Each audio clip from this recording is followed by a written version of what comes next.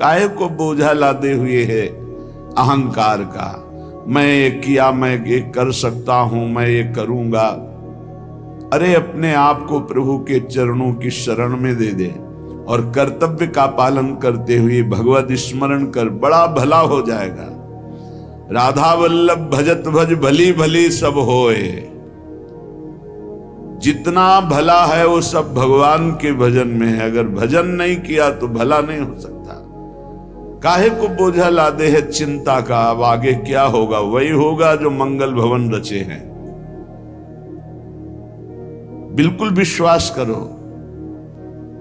सुनो भरत भावी प्रबल बिलख कहो मुनिनाथ, हान लाभ जीवन मरण जस अपजस विधि हाथ। जो विधना ने लिख दिया छठी राव के अंग, राय घटे न तिल बढ़े रहुरे जीव निसंग। क्या चिंता करो? चिंतन करो। तुम्हारी ये चिंता, भय, शोक, दुख ये तभी भागेंगे जैसे जैसे श्यामाजू का चिंतन करोगे, जैसे जैसे परमार्थ में आगे कदम बढ़ाओगे। तुम निश्चिंत हो जाओगे, निर्भय हो जाओगे, निशोक हो जाओगे। उदासीन जग में रहे। उदासीन कहते हैं ना किसी को मित्र बनाया ना किसी को शत्रु, सब में विराजमान मेरे प्राण प्यारे हरि हैं। ये क्रूरा अपि पापिनो न च सताम संभास सदृश्याश्चये सर्वान वस्तुतया निरीक्ष परम स्वाराध्य बुद्धिर्मम। ये मेरे आचार्य का आदेश है। जो क्रूर हैं, पापी हैं, दुष्ट हैं, नीच हैं, वो तुम्हें दिखाई दे रहे। मेरी दृष्टि में आराध्य देव श्री राधा वल्लभ लाल, श्री कृष्णचंद्र जी सबके हृदय मंदिर में हम परमात्मा देखने के लिए चले हैं, ना कि क्रूर, पापी, दुष्ट, निंदक देखने के लिए चले। हम साधना कर रहे हैं सब में परमात्मा का अनुभव करने के लिए। जड़ चैतन्य कछु नहीं दिखे, जहां दिखे तहां श्याम खड़े। ये सिद्धि है, ये साधना की परिपक्व अवस्था है कि अपने इष्ट को वासुदेवा स्वरमिति सा महात्मा सुदुर्लभा। हम उस मार्ग के पथिक हैं। सत्संग सुने तो बहुत सावधान होकर सुने। एक एक शब्द रहस्यपूर्ण होता है।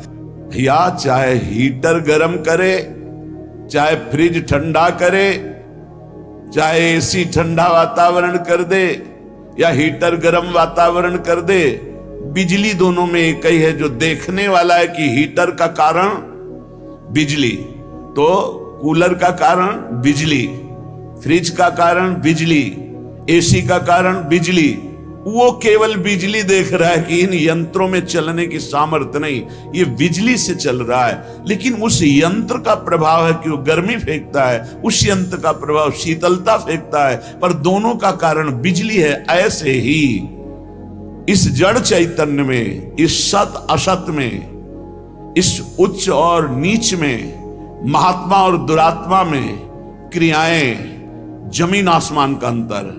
पर साधक क्रिया दर्शन नहीं करता, साधक कारण तत्व को देखता है। तो कारण श्री हरिवंश भनम, कारण परम तत्व वही है, दूसरा नहीं। तुम्हारी दृष्टि स्थूल को देख रही है, शरीर और क्रियाओं को देख रही है। और संत और साधक भगवत मार्ग के पथिक उस तत्व का दर्शन करने निकले, तभी उन्हें तत्वदर्शी महात्मा कहा जाता है। इसीलिए अनाधिकारी संतों के वचनों का गूढ़ रहस्य न जानकर वो मनमानी आरोप थोप करके उनकी निंदा करके नरकगामी होता है। तो कह रहे हैं उदासीन जग में रहो। तुमसे कोई मित्रता का व्यवहार करे तो जय जय, और शत्रुता का व्यवहार करे तो जय जय, क्योंकि उसकी मति है। लेकिन मित्र और शत्रु व्यवहार है, लेकिन परमार्थ में नहीं। परमार्थ में वही परमात्म तत्व उसके हृदय में बैठा है, वही परमात्म तत्व मित्र के हृदय में बैठा है। सबके हित की, सबका मंगल, ये परमार्थ के पथिक। ऐसे पापी से आपको बात नहीं करनी चाहिए, आपके यहां नहीं आना चाहिए। कौन पापी है? पापी कौन है? हमारी समझ में पापी उसे तुम कहते हो जो भूल गया है, अपने स्वरूप को भूल गया, भगवान का विस्मरण हो गया, वही माया के गर्त में गिर गया। तो हम लोगों का कार्य क्या है? भूले हुए को स्मृति प्रदान करना। ये जो ज्ञान है ये स्मृति प्रदान करता है। नष्टो मोहा स्मृति लब्धा तत्प्रसादान मयाच्युता। तो संतों के हृदय में बैठ के कौन बोलते हैं? गोविंद ही तो बोलते हैं। तो गोविंद की वाणी क्या करती? नष्टो मोहा, मोह का नाश करके और भगवत स्मृति जागृत कर दे। पापी से घृणा मत करो, उसका पाप दूर हो जाएगा तो महात्मा हो जाएगा। कोई दुरात्मा नहीं है, भूल है, भ्रम है, अज्ञान है, अविद्या है, इसका नाश हो जाए तो महात्मा ही है, वो परमात्मा ही है। यही बात समझने के लिए तो साधना की जाती है। इसलिए ना किसी से द्वेष करो, ना किसी से राग, ना किसी से अपनापन, ना किसी से परायापन, सब में एक श्री भगवान विराजमान है। ये सारा संसार स्वयं श्याम सुंदर बने हुए हैं। मत्ता परतरम नान्यत किंचिदस्ति धनंजय, हे अर्जुन मेरे सिवा कुछ नहीं है, मैं ही मैं हूं। तो कह रहे फिर काहे को किसी से वैर करते हो, काहे किसी की निंदा करते हो? वो बैठा मुस्कुरा रहा है सच्चिदानंद की मैं छुपा छुपी का खेल खेल रहा हूं, तू पहचानने चला था, कहां पहचान पाया? मैं इस चादर को ओढ़े हुए जड़ चैतन्य की मैं ही विराजमान हूं, मुझको ढूंढ लो। संत खोजी होते हैं, क्या खोजते हैं? उसी परम तत्व को जो सब में विराजमान है। उपासक अपने में कभी अहंकार न करे। जब अच्छे सद्गुण दिखाई दे तो हरि गुरु का प्रसाद है। अपने से गलती हो जाए तो उसे भगवान की इच्छा ना माने, ये हमारा अज्ञान है, ये हमारी गलती, हमारा दोष है, और उस दोष का प्रायश्चित करे, दंड दे, क्षमा ना करे। दूसरों को भले क्षमा कर दे, अपने मन को क्षमा ना करे। जो अपने मन को सब क्षमा करते, सब दूसरों के जरा से दोष को क्षमा नहीं कर सकते, अपने पहाड़ जैसे पाप को भी क्षमा कर देते। यहां सिद्धांत उल्टा है। परमार्थ का पथिक अपने राय भर के भी दोष को पहाड़ के समान मानकर उसका प्रायश्चित करता है, और दूसरे के पहाड़ के समान दोष को भी राय के समान भी नहीं मानता है। ये परमार्थ के पथिक का स्वभाव होता है। हमारे से अच्छा बन गया श्री गुरुदेव की कृपा, श्री लाडली जी की कृपा।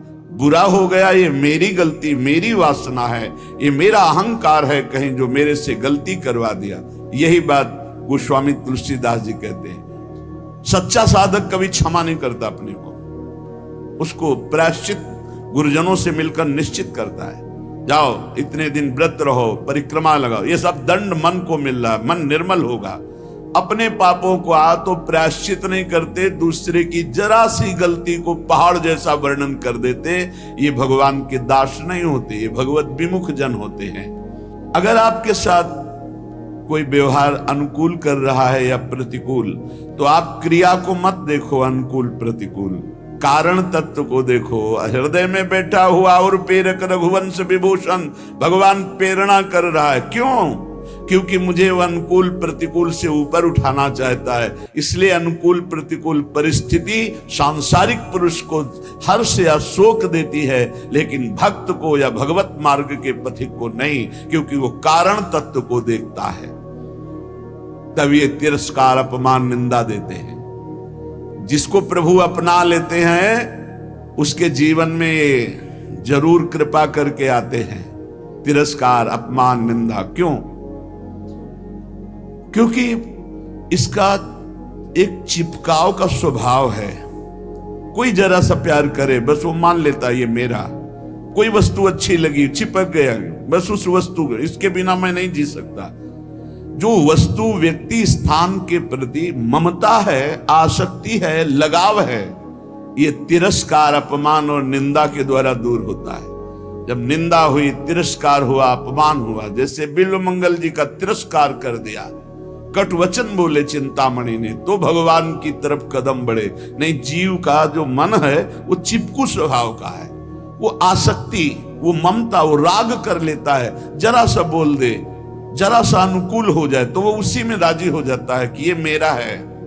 प्रभु ऐसा होने नहीं देते, बड़े कृपालु हैं, अपने जन को फंसने नहीं देते। इसलिए वहां से प्रतिकूलता दिलाते, तिरस्कार दिलाते, कटु वचन दिलाते, तब वो फिर चैतन्य होता है। अरे नहीं, इस जगत में कोई नहीं, हरि के सिवा मेरा कोई, फिर हरि की तरफ भागता है। तो कह रहे कि ऐसी भगवान की अहेतुकी कृपा है कि जब जीव को भगवान अपनाते हैं तो तिरस्कार, अपमान, निंदा देते हैं। घबराओ मत, उतना ही देंगे जितने में तुम परिपक्व हो जाओगे। तुम्हारा पतन नहीं हो सकता। तुम इतना दुखी नहीं हो सकते कि परमार्थ छूट जाए। ए भाई, जिनको मिल गया हो तो छोड़ना मत कि पड़ोसी ठीक नहीं है, व्यवस्था ठीक नहीं है, कोई सेवा करने वाला नहीं। एक सोच बनी रहती है उपासकों के अंदर। बहुत पहले की बात है और अब भी वर्तमान में कुछ साधकों में हो सकती है। उसके निवारण के लिए हम प्रार्थना करते हैं। एक बार एक साधक ने कहा कि महाराज जी, आप हो तो हमारा जीवन आपके शासन से सही चल रहा है। कल जब आप नहीं होंगे तो आपका शासन नहीं होगा। आज उसका समाधान सबके लिए कह रहे हैं, जिन साधकों के अंदर है। आप किसी मनुष्य की शरण में हो क्या? पहला हमारा प्रश्न है उन साधकों से जिनके हृदयों में ये बात है कि अगर सामने से ये शरीर चला जाएगा तो हमारी साधना बाधित हो जाएगी, हम एक असहाय, असमर्थ, अनाथ हो जाएंगे। तो हम ये पूछना चाहते हैं, आप पांच भौतिक शरीर के शरणागत हुए हैं क्या? तो उत्तर आएगा नहीं, क्योंकि कोई शरीर का शरणागत नहीं होता है। शरीर परिवर्तनशील, नाशवान, प्रतिपल नष्ट हो रहा है। आप किसकी शरणागत हो? आप उस चैतन्य घन की शरणागत हो जो सर्वलोक महेश्वर है। वही गुरु है, वही परमात्मा है और वही चराचर जगत में व्याप्त है। क्या वो त्रिकाल में तुमसे कभी अलग हो सकता है? और एक हम ज्ञानेश्वरी टीका जो श्रीमद् भगवत गीता जी की और श्रीमद् भागवत की कुछ की है, उसकी बात पढ़ करके उन्होंने कहा कि जब हम किसी सदगुरुदेव का वर्ण करते हैं तो सदगुरुदेव का सूक्ष्म स्वरूप हमारे हृदय में आके बैठ जाता है। और जब तक हम जीवन मुक्त नहीं हो जाते तब तक गुरुदेव भी जीवन मुक्त नहीं होंगे। कौन से गुरुदेव? जो आपके दिमाग में बैठ गए, आपके अंदर बैठ गए। एक शरीर है और एक तत्व है, और तत्व सशरीर तुम्हारे अंदर समा गया है। अब देखो, महाराज जी ने बात कही थी तो महाराज जी सामने दिमाग में हैं और उनकी बात सामने है। ये पूरे जीवन तुम्हारी रक्षा करेगी। और भरण पोषण ना कुछ हमारा था, ना है, न रहेगा। प्रभु हमारे हैं, प्रभु का सब कुछ है, प्रभु का सब कुछ था और वही सब कुछ करते रहेंगे। तुम निष्ठावान बनो, तुम अलग से भुवन रचना कर देंगे तुम्हारे लिए भगवान। एक छोटे मोटे स्थान की बात क्या, अलग से तुम्हारे लिए भुवन रचना कर देंगे। यदि गुरु निष्ठा वाले हो तो विश्वास कर लेना, पहले तुम्हारा विश्वास का परीक्षण होगा और परीक्षा में पास हो गए तो भुवन के भुवन तुम्हारे कर देंगे। अनंत ब्रह्मांडों के मालिक हैं। तुम अपने जीवन की परवाह करते हो, इसका मतलब तुम शरणागति में अभी कलंक लगा रहे हो। मेरा प्रभु बचपन से कह रहा हूं, इसीलिए बोल देता हूं, यह अहंकार बना ही रहेगा। बचपन से हम जिनकी शरण में उनके दुलार को आज तक देखते रहे, कोई एक साथी नहीं रहा कि हमें 10 कदम भी हाथ पकड़ कर चला दे। 13 वर्ष की अवस्था कोई अवस्था होती है, ज्ञान विज्ञान संपन्नता होती है, और उसी समय से गंगा का किनारा पकड़ा और आज तक मेरे भगवान मेरे साथ ऐसे करुणा कर। तो वो भगवान क्या तुम्हारे नहीं है?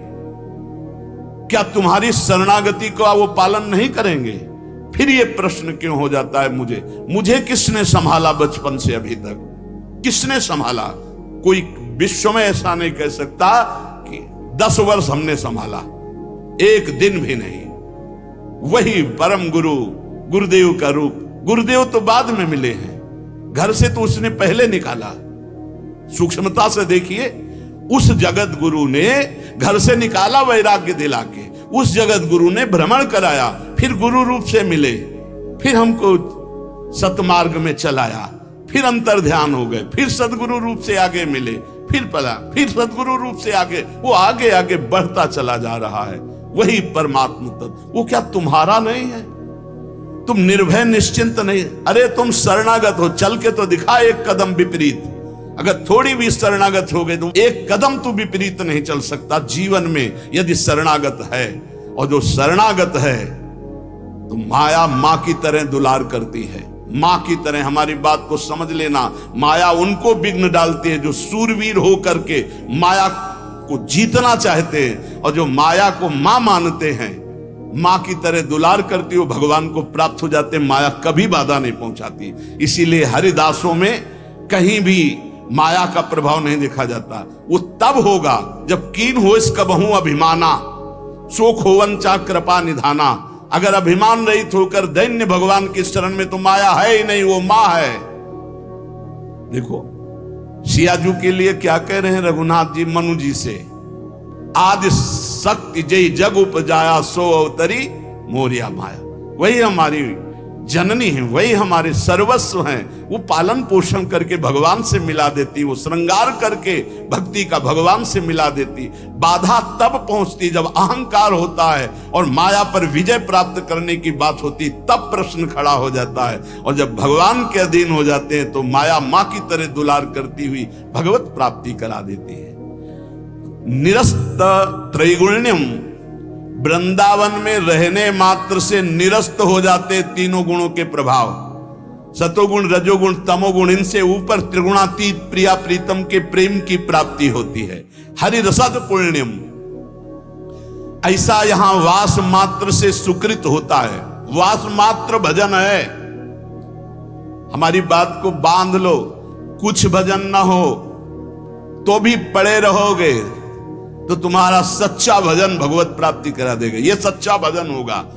चद्दर में 4 कोने हैं, एक कोना पकड़ के घसीट लो, पूरा चद्दर आ जाएगा। उपासना रूपी चद्दर के 4 कोने हैं, नाम रूप लीला धाम।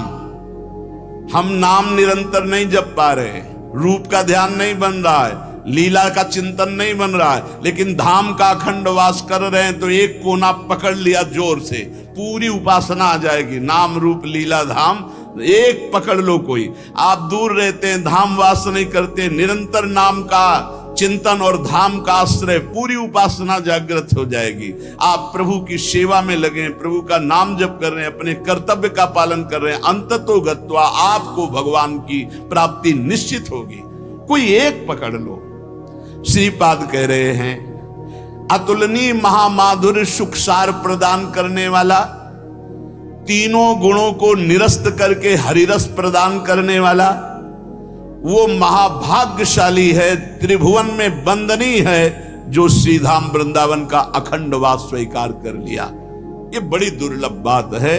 अखंड वृंदावन वास करते हुए बस वृंदावन बसिकै इतनो बड़ो सयान, और जुगल चरण के भजन भी निमिष न दीजिए जान।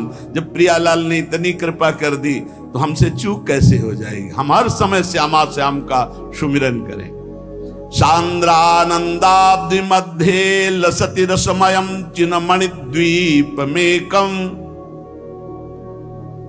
देखो तुम तो महिमा सुन रहे हो, अनजाने में यदि हम भगवान के स्वरूप, भगवान की नाम, भगवान की महिमा को स्वीकार कर ले तो हम अनजाने, लेकिन भगवान तो सर्वज्ञ हैं। भगवान विधि निषेध को नहीं देखते, भगवान भाव को देखते।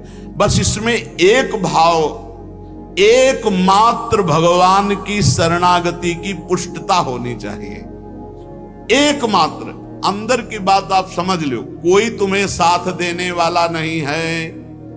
देखो जितने देवता हैं उनकी अपनी अपनी सामर्थ्य है। कोई भी देवता तुम्हें जीवन मुक्त नहीं बना सकता, कोई भी देवता सर्व पापों से तुम्हें मुक्त नहीं कर सकता। अधिकार है, मोक्ष देने का अधिकार केवल भगवान शंकर में, भगवान श्री हरि में। मोक्ष प्रदान करने का, जीवन मुक्त बनाने का अधिकार। इसीलिए जितने भी अन्य हैं वो सब लोकपाल हैं, वो अपनी सामर्थ्य के अनुसार देते हैं। हाँ, निष्काम भाव से किसी भी देवता का अगर भजन करोगे तो भगवान में पहुंचा देगा वो, आप भगवान श्री हरि के चरणों में पहुंचा देगा। श्री गोस्वामी तुलसीदास जी महाराज विनय पत्रिका में कह रहे हैं कि नाचत ही निसी दिवस मर्यो। तब ही तेन भयो हरि थिर जब ते जीव नाम धर्यो। जब ते जीव कहलाया तब ते आज तक कहीं थिर नहीं हुआ। ये पुनरपि जननम पुनरपि मरणम पुनरपि जननी जठरे शयनम, बार बार ये चक्र चलता रहा नाथ। नाचत ही निशि दिवस मर्यो। रात दिन नाचते नाचते मर गया इस माया ने, नचा नचा करके हमारी दुर्दशा कर दी। बहुवासना विविध कंचुकी भूषण लोभादि भर्यो। बहुत वासना रूपी कंचुकी पहनकर, लोभादि दोष काम क्रोध लोभ मोह मद मत्सर रूपी आभूषण पहनकर सब जगह नाचा। कभी जड़ बना, कभी चैतन्य बना, कभी जल में कभी थल में, कौन सा स्वांग नहीं किया। चर अरु अचर गगन जल थल में, कौन न स्वांग कर्यो। प्रभु कभी जड़ बना